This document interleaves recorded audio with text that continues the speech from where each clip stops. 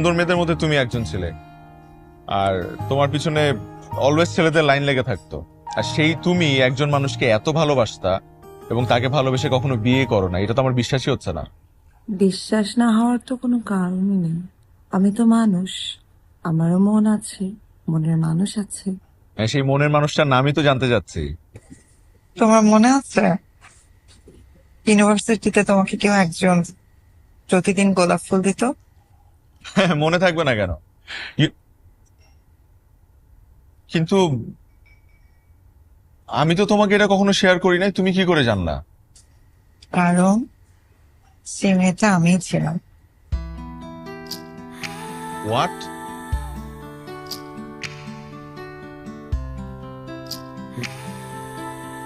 মানে ফুলগুলো তুমি দিতে? আমি আর উল্টা ভাবতাম কেউ আমার সাথে প্র্যাঙ্ক করছে। তো তুমি আমাকে সামনে এসে কখনো বলো নাই কেন? বলার সুযোগটা কখন পেলাম? সামার ভ্যাকেশনে তুমি নানু বাসায় গেলে? আর ফিরলা বিয়ে করে। হ্যাঁ, আর এটাই ছিল আমার লাইফের সবচেয়ে বড় ভুল সিদ্ধান্ত। ভুল সিদ্ধান্ত মানে? তুমি তোমার ম্যারিড লাইফে হ্যাপি না? হ্যাপি আবার হ্যাপি না, মানে আসলে এসব কথা বলে তো এখন আর কোনো লাভ নাই, যা হওয়ার তো হয়েই গেছে। আর আমাদের যে বিষয়টা, এটা এটা নিয়ে আসলে কথা বলতে খুব অকওয়ার্ড ফিল হচ্ছে এখন। কিন্তু তুমিও আমাকে কখনো মুখ ফুটে কিছু বলো নাই, আর আমিও তোমাকে দেখে কখনো বুঝতে পারি নাই যে তুমি আমাকে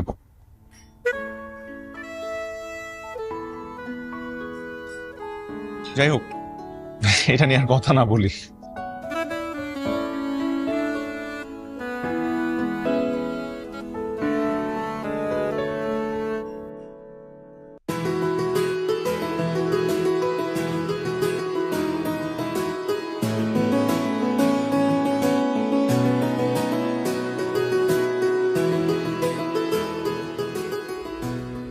এই দেখ, আমি তোর জন্য নিজ হাতে পায়েস রান্না করেছি। থ্যাংক ইউ আম্মু।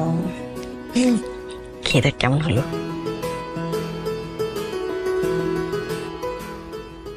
খুব মজা হয়েছিল।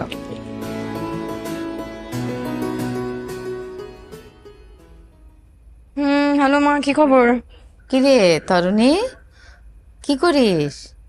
কিছু না, তো বসে আছি। কেন, রুমি এখন আসে নাই? না, এখনো আসে নাই। কি বলিস, এখনো বাসায় আসে নাই? আর অফিস তো 5টার সময় ছুটি।